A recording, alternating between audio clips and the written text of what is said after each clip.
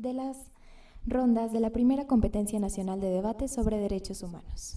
Para dar inicio me permito presentar al panel de jueces, que está conformado por Víctor Manuel Sánchez Valdés,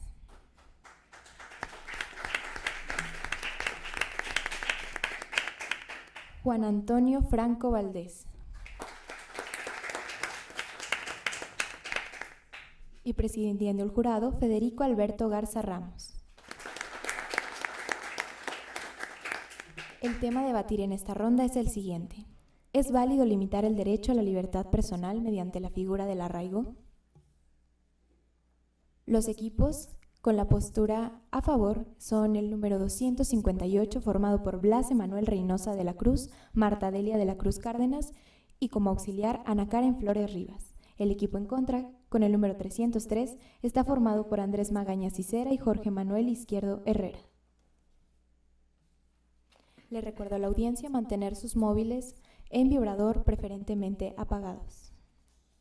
Les recuerdo a los equipos que los micrófonos están solamente para fines de grabación, no se puede acercar a ellos. ¿Los equipos están listos para iniciar? De ser así, me permito ceder la palabra al equipo a favor. Muy buenos días, honorable jurado calificador, compañeros polemistas, público que hoy nos acompaña. Nosotros somos el equipo número 258 y nos encontramos aquí para debatir si es válido para el Estado limitar la libertad personal por medio de la figura del arraigo. Nuestra postura de manera categórica es sí. Sí es válido poder limitar la libertad personal por medio de esta figura, ya que constituye una restricción constitucionalmente legítima e internacionalmente aceptable. Para lo cual y fundamentar nuestra postura, me permitiré citar nuestros tres fundamentos esenciales.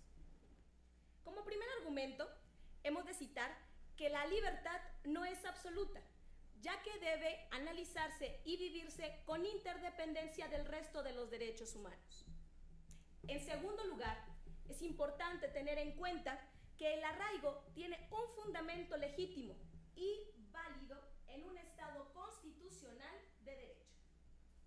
Como tercer argumento, hemos de decir que esta figura tiene una medida proporcional, idónea y también es necesaria para la justicia penal. Ahora me permito abordar cada uno de estos argumentos. Como hemos dicho en un inicio, los derechos humanos no son absolutos. Tienen un límite estricto, un límite razonable y un límite proporcional. Es decir, la libertad no se puede vivir cuando estás menoscabando la libertad de los demás. Esto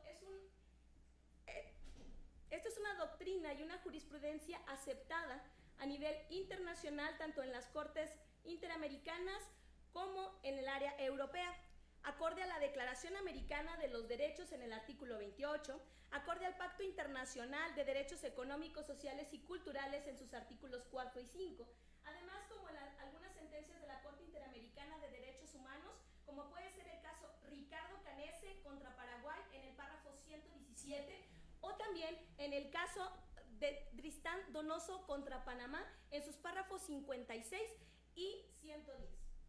Por consecuencia, la libertad tiene un límite. Este límite se concentra en el daño o peligro real o inminente para terceros. Es por tanto que también el Estado tiene la facultad de limitar esta libertad acorde al caso Schenek de 1919 del Supremo Tribunal de los Estados Unidos, el cual genera una regla conocida como Clean and Present Danger, que permite al Estado limitar esta libertad cuando se ven soslayados o cuando se ven lastimados o puestos en peligro derechos para una comunidad en general o en una comunidad específica. Como segundo argumento, también es importante que nosotros tengamos pendiente y tengamos en cuenta que el Estado tiene una obligación fundamental de salvaguardar estos derechos, que tiene también la obligación de garantizar la paz dentro de la sociedad, de garantizar la seguridad a las víctimas, específicamente o de manera primordial aquellas que han sido víctimas de por parte de la delincuencia en general y en esta materia específica de la delincuencia organizada. Por lo tanto, el Estado puede y debe instrumentalizar cualquier institución jurídica para poder llevar a cabo su fin imperioso, que es el de la seguridad pública. Esto también haciendo hincapié en que nuestra Constitución marca cuáles fines debe de seguir o de buscar primordialmente el Estado.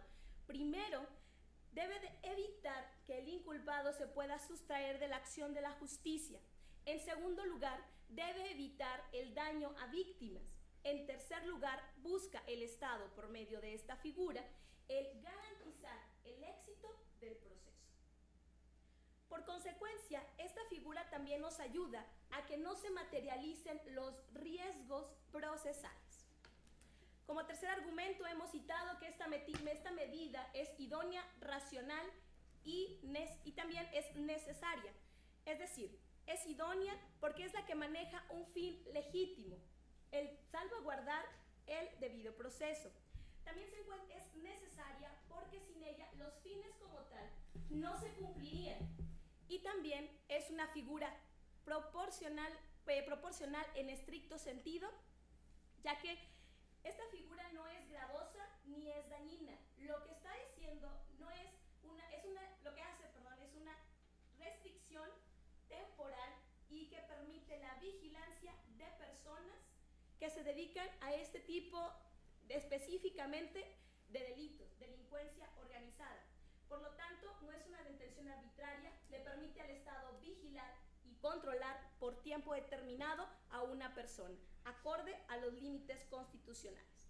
En base a todo lo antes expuesto y argumentado, es que nosotros sostenemos que sí es válido para el Estado poder limitar esta libertad personal por medio de esta figura del arraigo. Por mi parte, es cuanto. Para su primera intervención, tiene la palabra la postura en contra. Buenos días. Antes que nada, agradecer el uso de la palabra y comenzaré con la pregunta que nos concierne en este debate. ¿Es válido limitar la libertad personal a través de la figura del arraigo? La respuesta claramente es no.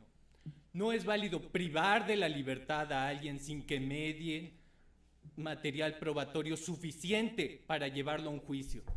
No es válido privar a alguien de la libertad personal y de tránsito sin que existan indicios suficientes para llevarlo ante la justicia, sin que exista un estándar probatorio suficiente.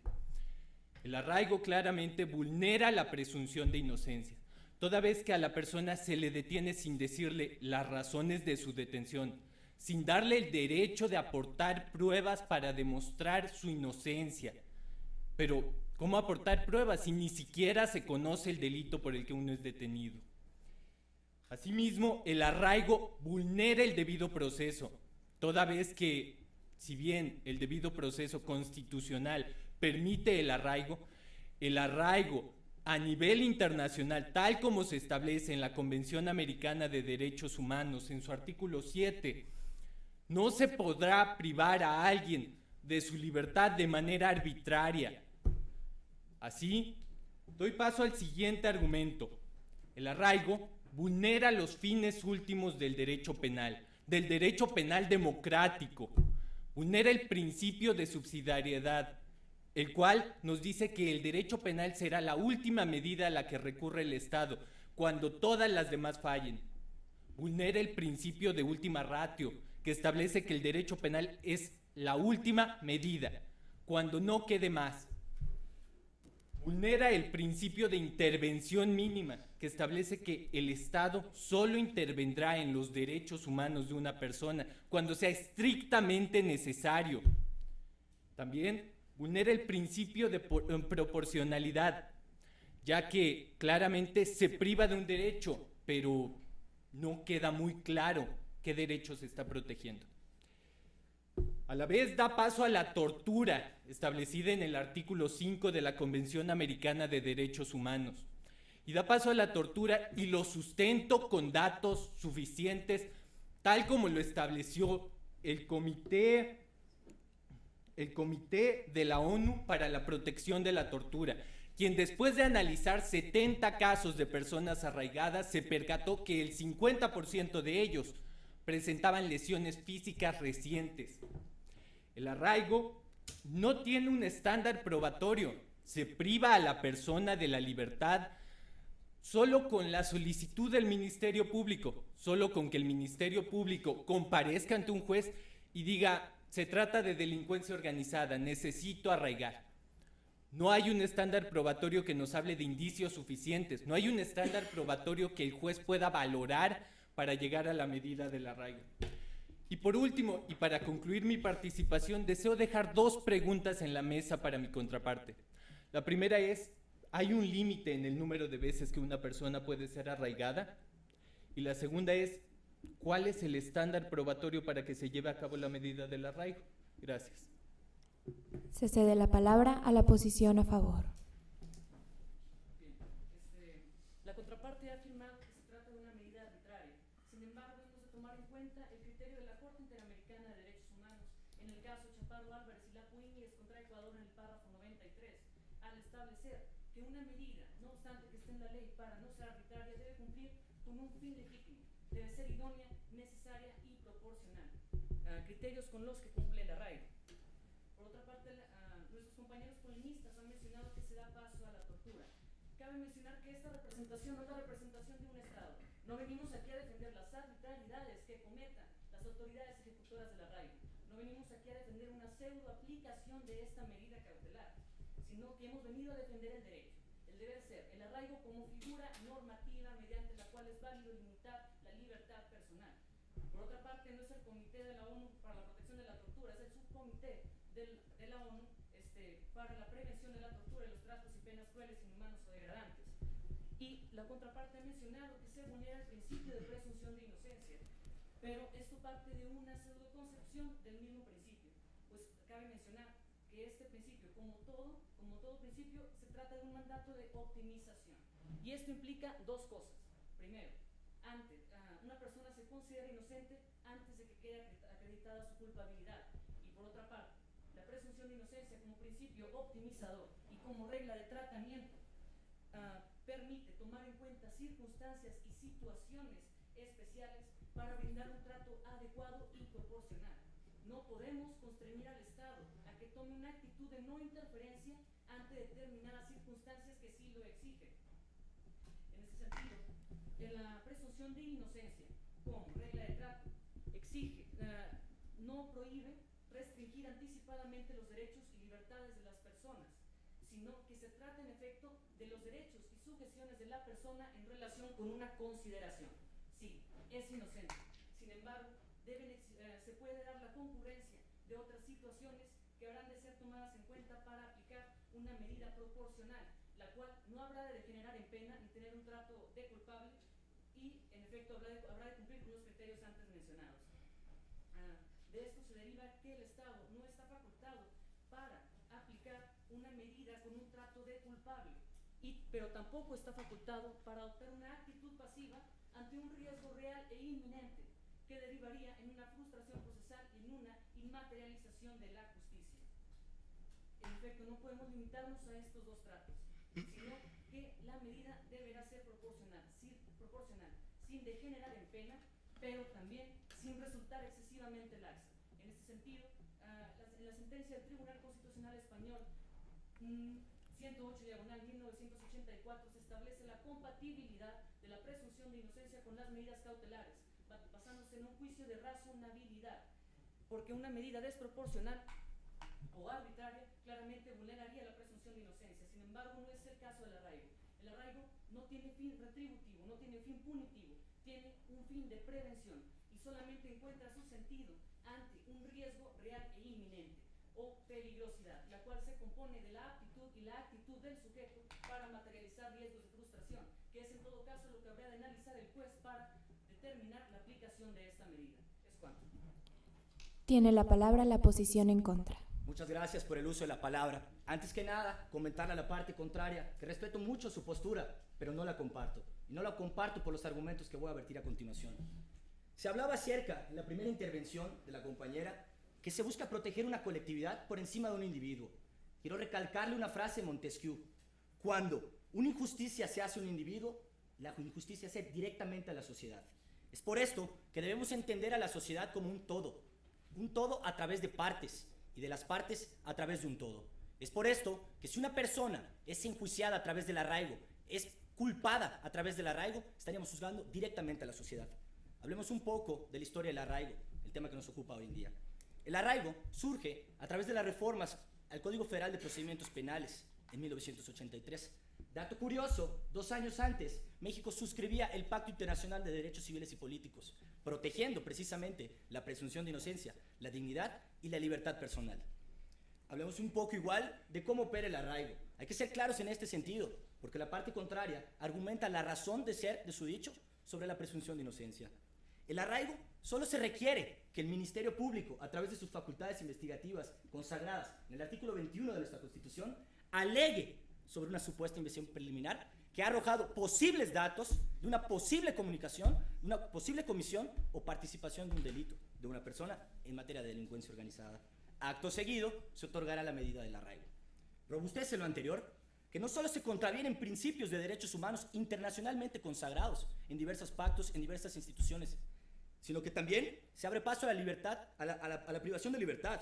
Máxime que si estamos hablando de una posible participación en una posible comisión, estamos dejando los derechos humanos. Por el simple hecho de que nos preguntaríamos, ¿dónde queda la protección de la libertad como máxima figura que protege el Estado mexicano? ¿Dónde queda el alcance de la presunción de inocencia que se ve vulnerado directamente desde que se justifica la medida del arraigo? Así como también, ¿cómo podemos justificar las actuaciones del Ministerio Público, quien, por si no lo saben, a través del 2008 se ha cambiado México de un sistema penal acusatorio de un sistema inquisitivo a un sistema penal acusatorio, convirtiéndose el Ministerio Público en la piedra angular del derecho penal mexicano, convirtiéndose en una institución que imparte seguridad a través de sus facultades investigativas, buscando con objetividad y con lealtad no privar a las personas de su libertad. Si bien hablaban de tratados internacionales, es claro mencionar que en el 2009 Nueva Zelanda, Irlanda y Suiza, a través del Subcomité para la Prevención de la Tortura y otros tratos crueles e inhumanos, así como también el examen periódico realizado el 11 de diciembre de 2013 del Consejo Jurídico de Derechos Humanos, mencionaron y comprobaron con datos contundentes que el arraigo no solo vulnera la presunción de inocencia, vulnera la dignidad y todos los derechos que de ella emanan, siendo el caso libertad personal, integridad física, libertad de tránsito, derecho a un recurso legal y efectivo por parte de la sociedad. Yo les quiero responder con una pregunta. ¿Conocen, compañeros, algún ordenamiento jurídico, llámese reglamento o ley, que configure cabalmente cómo los jueces van a acatar sus decisiones para contrarrestar la medida del arraigo? No existe. No los culpo. A través de la PGR, a través de una solicitud de información interpuesta por la Comisión Mexicana para la Protección y Promoción de los Derechos Humanos, se dijo que el 90% de las personas que son arraigadas son consignadas. Podríamos presumir inauditamente del éxito de la medida, pero lo que precisamente omite la PGR es que de ese 90, solo el 3 reciben una sentencia condenatoria. Estamos hablando de 87% de ciudadanos mexicanos que son vejados de sus derechos humanos, que no solo son vejados, que son tratados como delincuentes cuando no se les ha comprobado nada. Si bien México es un país que formula políticas de prevención pública consagradas para la prevención del delito en su artículo 21, inciso C constitucional, estamos ante una contundente incongruencia, porque si bien eso pregonara el Estado mexicano, no existiría la medida del arraigo. ¿Es cuánto? Para su tercera participación, tiene la palabra la posición a favor. Muchas gracias. En primer lugar, me permito contestar a sus 2 preguntas de inicio, en el cual, ¿cuántas veces puede ser arraigada una persona? Bueno, cuando una persona es arraigada debe ser sometida y llevada a un proceso o indiciada dentro de un proceso. Y recordemos que nuestra Constitución indica que no puede ser nadie juzgado 2 veces por el mismo delito. Ahí contesto su primera pregunta. Por el otro lado, quiero puntualizar, compañeros, que no es cualquier Ministerio Público el que simplemente se le antoja, va y pide a cualquier juez que se haga este tipo de detenciones. Es el Ministerio Público Federal y se le pide a un juez federal que haga que les autorice este tipo de órdenes de arraigo. Por otro lado, quiero aclarar también que he mencionado desde el principio que los derechos humanos no son absolutos. Es decir, todo va en concordancia a la libertad que se limita cuando le existe un riesgo o un daño o peligro real o inminente a terceras personas, específicamente a víctimas. Y bueno, si quieren se lo remarco, es la Declaración de Derechos del Hombre y del Ciudadano en el artículo 10 y en otras convenciones tanto del Estado americano, de los Estados americanos como de la Unión Europea. Por otro lado, ustedes mencionan también que, hablando en cuestiones de justicia, mencionan que si tratamos a una persona como a un arraigado, lo tratamos ya como presunto culpable, estamos condenando ya a toda una sociedad. ¿Y qué pasa entonces por el lado de la víctima? Entonces preferimos vulnerar los derechos de una víctima que ha sido lastimada no solamente en su persona, sino ha sido lastimada en todos los ámbitos, él y las personas que se encuentran a su alrededor. Porque quiero remarcar que no es sobre cualquier delito, sino sobre delincuencia organizada. Por otro lado, también es importante que tengamos presente que no podemos someter el derecho penal, que es la última ratio, como bien ustedes lo han mencionado, a simples estadísticas. Y si lo queremos poner de esa manera, perfecto, el 3.2% es el único que ha sido llevado a sentencia. Ojo, el derecho penal no tiene la finalidad de llevar a todos a sentencia condenatoria, sino tiene la finalidad de encontrar la verdadera justicia dentro de ello. Finalmente, entonces, si nos vamos a ese nivel, pues tendríamos que revisar estadísticamente cuántos de otros delitos se van con sentencia condenatoria y si no sirven, pues simplemente los quitamos. Por mi parte, es cuanto. Tiene la palabra el equipo en contra. Bien, agradezco de nueva cuenta el uso de la voz y mencionaba mi contraparte que la delincuencia organizada es a quien va dirigida la figura del arraigo. Aparentemente mi contraparte no leyó completa su constitución, ya que en el 11º transitorio se habla de que la medida del arraigo podrá practicarse también en casos de delitos graves. Es así que nuestro Ministerio Público Federal, como bien lo destacaba mi contraparte, ha decidido generar la medida del arraigo únicamente para los casos de delitos graves, ya que como lo representa la estadística emitida por la PGR ante la solicitud de información del Comité Mexicano de Derechos y Protección de los Derechos Humanos, la medida del arraigo, solo el 0.055% de las personas que son arraigadas por delincuencia organizada. Ni siquiera el 1% de las personas arraigadas son arraigadas por delincuencia organizada. ¿Cómo puede mi contraparte hablar de que solo se aplica para la delincuencia organizada? Asimismo, quiero destacar que mi contraparte aparentemente quiere cerrar los ojos ante la realidad del arraigo. Quiere dedicarse a ver el mundo del deber ser para olvidar a las personas a las que están dirigidas las leyes, a todos nosotros, a la protección de todos nosotros. Ya que como se desprende de la definición de delincuencia organizada, esta medida podrá practicarse a quien se presuma se está asociando para cometer un delito o se podría asociar, tenga un fin o un resultado que pueda terminar en uno de los delitos del catálogo, una definición tan amplia que si la entendemos en conjunto con el hecho de que el arraigo se puede practicar en casos de delitos graves, básicamente todos los aquí presentes somos susceptibles de la medida del arraigo. Una situación que al menos a mí me aterroriza, no sé a mi contraparte. Y bien, mi contraparte hablaba de la proporcionalidad de la medida del arraigo, pero en ningún momento me ha dejado claro por qué es proporcional. Me dicen es proporcional, pero en ningún momento me dicen por qué lo es. Y bien, me hablaron de analizar, de que el juez analiza la evidencia, pero ¿con qué estándar probatorio? Si no lo hay. Mi compañero fue claro en decirlo, ninguna ley establece un estándar probatorio para la medida del arraigo. Y también mencionaba mi contraparte, en respuesta a mi primer pregunta, que nadie puede ser juzgado 2 veces por el mismo delito. ¿Están reconociendo acaso que la medida del arraigo constituye un juicio previo? Porque si fuera una medida cautelar, entonces puedo ser sometido a ella de manera ilimitada. Para concluir, quiero pedirle a mi contraparte que me diga cuál es el estándar probatorio, que me lo diga de manera puntual. Gracias. Les recuerdo a los equipos que en este último turno ambos oradores pueden hacer uso del tiempo disponible en el cronómetro. Terminado este paréntesis, se cede la palabra al equipo a favor. Se ha dicho que cuando se afecta a una persona se afecta a la sociedad. Sin embargo, vamos a tener en cuenta que para el Estado pueda cumplir con sus fines es menester, en primer término, velar por su propia conservación y permanencia.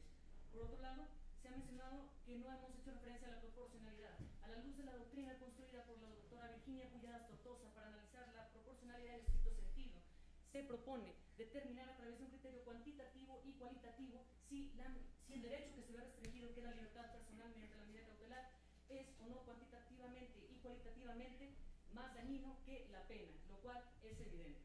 Y por otra parte, con respecto al estándar probatorio, la incomprensión de un estándar probatorio fijo está en función de la incomprensión de nuestro propio sistema, puesto que hemos de tomar en cuenta que el arraigo es una figura normativa, una figura que forma parte del todo jurídico, y como esto cede su interpretación aislada para favorecer una interpretación sistemática en aras de salvaguardar la dirección y el sentido del derecho. Por ello no es admisible que se detenga para luego investigar, ni que el estándar probatorio no sea lo suficientemente fuerte, puesto que ningún juez está facultado para restringir la libertad personal ante un tenue vínculo entre un sujeto y un hecho, sino que la suficiencia de los elementos está salvaguardada por la Constitución, concretamente por el principio pro persona y la presunción de inocencia, que establece que una vez que el Estado, que se debe interpretar de la forma más favorable las normas, y el Estado, una vez que restringe un derecho fundamental, debe salvaguardar los demás en el sentido más favorable, y esto implica la presunción de inocencia como regla de juicio,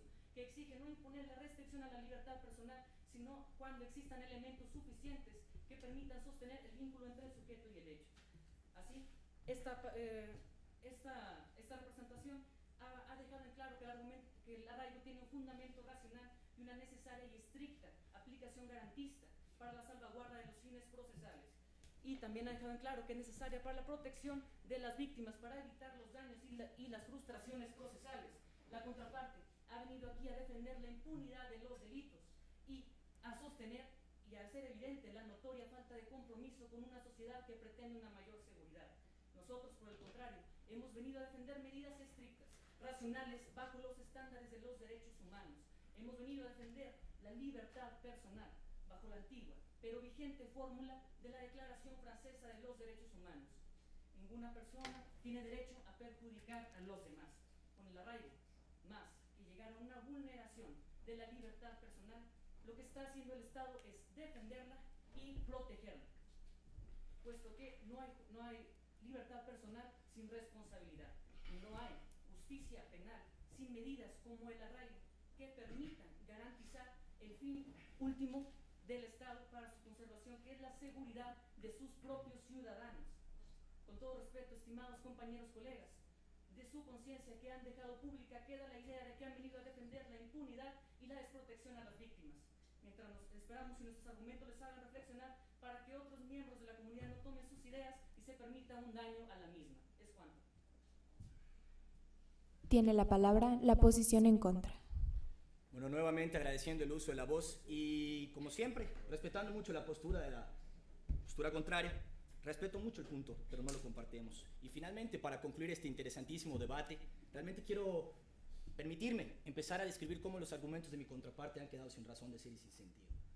En reiteradas ocasiones, durante sus intervenciones, se avanzaron en distintas disposiciones que no lograron concretar. Hablaron de que la presunción de inocencia no se ve vulnerada porque ya existió una investigación, pero se pudo comprobar que se vulnera el principio de presunción de inocencia por detenerse una persona, no sin antes mediar una condena o una sentencia. También se ha hablado que de un debido proceso no se veía vulnerado. Cabe recalcar que este mismo proceso se ve vulnerado por el simple hecho de que la persona no está en ningún proceso, está en un limbo jurídico. También se ha hablado de la libertad personal, que se vulnera inmediatamente desde el momento de la detención de una persona, arbitrariamente.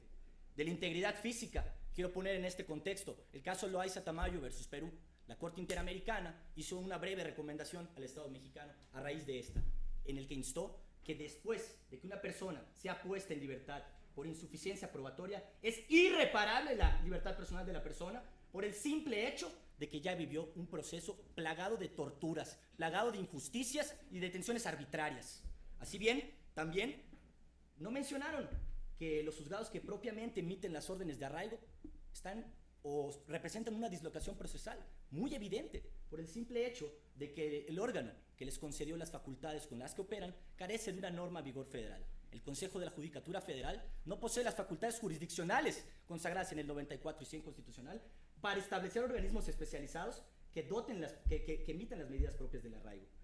Si bien también en ningún momento, y entiendo que fue a propósito, porque ni ellos lo saben, ni la Constitución, ni la Ley Federal contra la Delincuencia Organizada nos menciona estrictamente dónde se van a llevar a cabo las medidas. Les repito, no los culpo, porque yo tampoco lo sé, pero lo que sí sé es que se utilizan, como públicamente lo ha establecido la Sedena, públicamente refiero, se han utilizado cuarteles militares para la vejación de los derechos humanos. Se utilizan casas de arraigo con límites donde no se conoce de la dignidad humana. Se utilizan moteles y diferentes establecimientos que carecen de condiciones para una persona humana.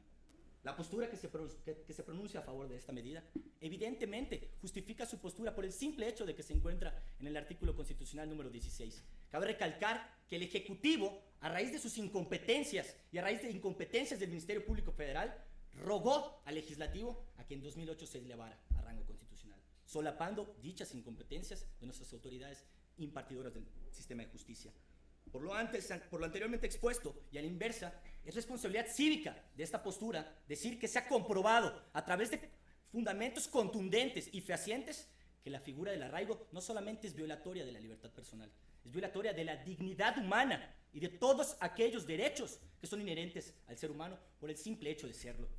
No quiero terminar sin antes con una frase y una reflexión de Montesquieu. Una cosa no es justa por el hecho de ser ley.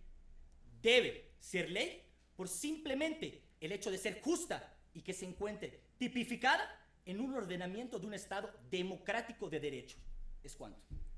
Al haberse agotado los turnos, se declara concluido el debate. Solicitamos a los polemistas y a la audiencia abandonar la sala para permitir a los jueces deliberar. Les recordamos a los polemistas no alejarse demasiado para la sesión de retroalimentación.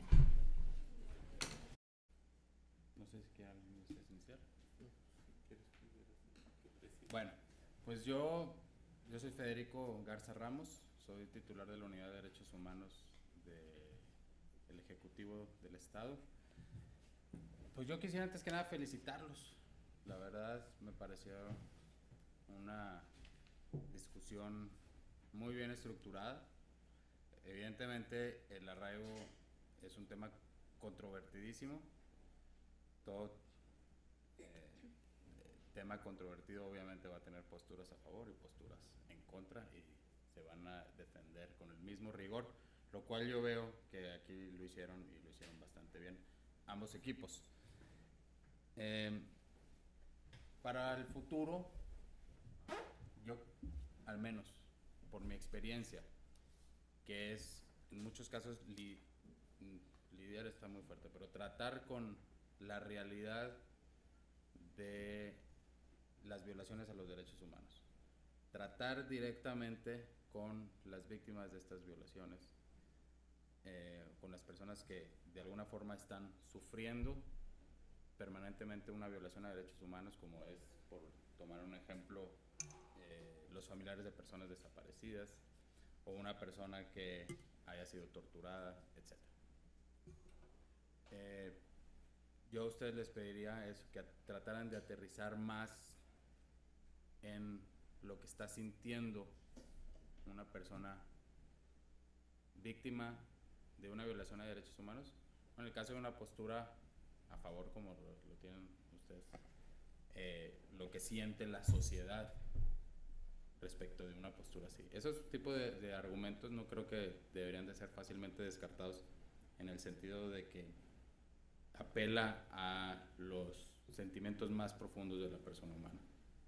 En este caso sí, yo les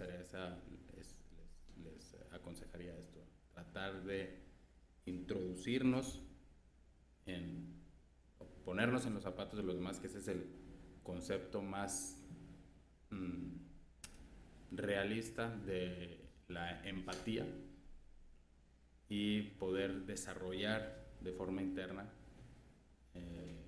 los sentimientos de una persona, la realidad que está viviendo y cómo se refleja eso en nuestra sociedad. Obviamente las posturas que cada uno puede tener, los argumentos tienen mucha calidad jurídica, pero también no olvidarnos del lado humano de todos estos temas,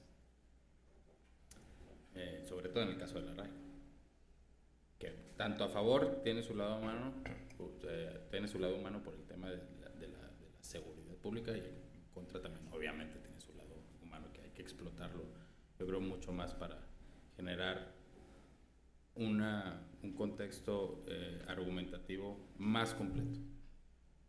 Y básicamente sería el único, porque lo demás veo que lo hicieron excelente. Así que la verdad muy agradecido, aparte de que me hayan invitado, y disfrutar verlos ustedes debatir estos temas. Los felicito. Gracias.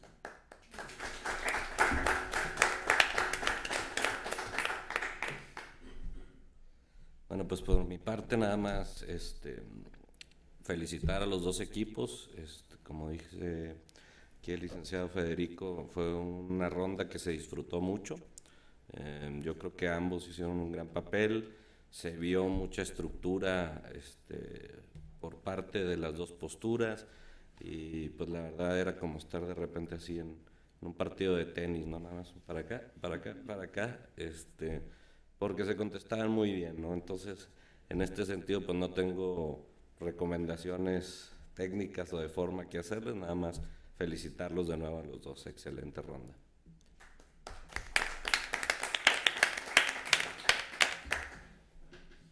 Yo reafirmo lo que dice Juan Antonio. Realmente cada uno tiene un estilo personal muy propio. Hay muy poco que se le puede cambiar en cuestión de forma, a la manera en la que se expresan, a la entonación de voz, a las variaciones que hacen. Particularmente me gustó mucho la construcción de los argumentos de los dos equipos. El día de ayer yo estuve en 3 debates. Hasta el momento, y bueno, yo hoy en uno más, hasta el momento me parece el debate más equilibrado y también por ende el debate más interesante. Por tanto, pues fue un debate muy parejo. Algo que vi en este debate y que no vi en los anteriores, y que creo que es importante y que es raro ver en debates jurídicos, es la combinación de sentencias relevantes y citas a ordenamientos legales, pero con evidencia cuantificable. O sea, a veces el texto, cuando se genera un texto legal, el legislador lo hace con ciertos objetivos, y eso no quiere decir que lo contenido en un ordenamiento legal vaya a generar los efectos planeados. Por eso también es importante ver y evaluar los efectos que se generan a partir de ciertas figuras legales, cierto articulado. Entonces me gustó mucho esa parte de combinar evidencia con sentencias relevantes. Algo también muy importante, y creo que aquí ya se empieza a delinear lo que va a definir a quienes pasen a la siguiente ronda, es la construcción de estrategias. Y para la construcción de estrategias es importante la generación de escenarios y el siempre pensar qué argumentos va a presentar la otra parte, tratar de adelantarse, ir generando trampas. Y para mí fue evidente que ambos equipos empezaron a construir escenarios y empezaron a plantear una estrategia. Por ahí advertí unos que realmente no son problemas, ni es algo que tenga que tomar rígido. Cierto, problemas al final en el manejo del tiempo, pero no son problemas relevantes, no son problemas, digamos, que se castiguen o que se penalicen, solo que en debates reñidos como esto pueden llegar a plantear problemas si la contraparte te satura al final con muchas preguntas que consuman el poco tiempo que tienes. Bueno, por mi parte sería todo, y felicidades a ambos.